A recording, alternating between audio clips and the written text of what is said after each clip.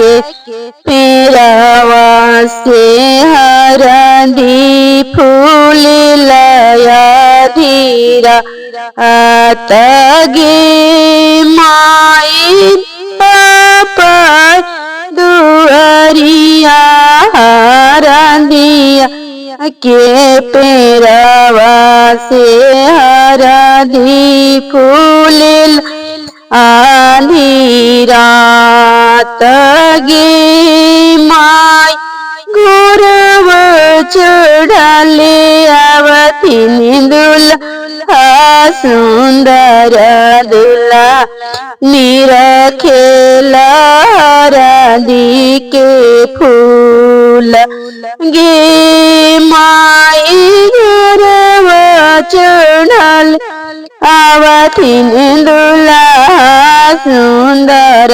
दुल्हा निरखेला राधी के फूल गे माई हरदिया सुहावा हमारा के दिया से रंगीला पगरी माला गे माई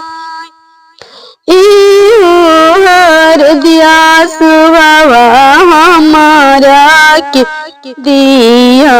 से रंगीला पगरी रूमाला गे माई इतना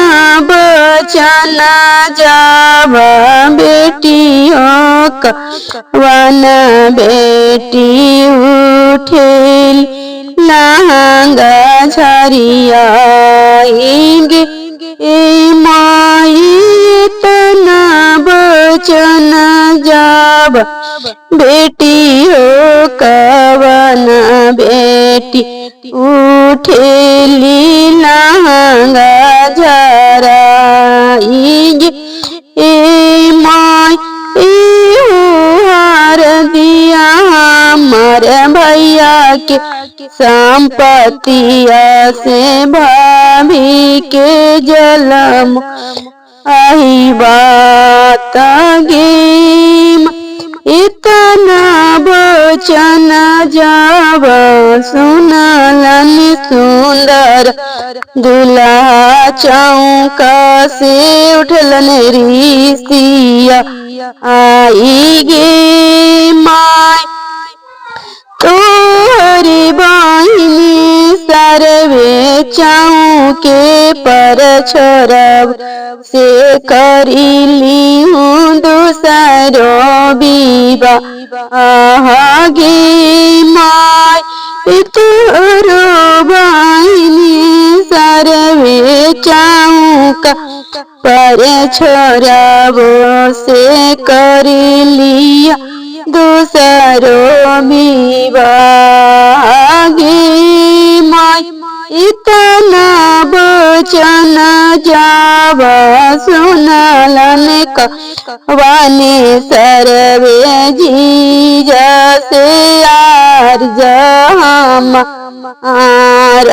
गे माई इतना बचन जाब सुनलन पन भैया सुन जी जायार जाम हमारो बहनिया जी जा बहुत नादानी हो जिन करिया दी माफागी हमारो बहनिया जी जा बहुत नादान से नहीं के करी दी माफागी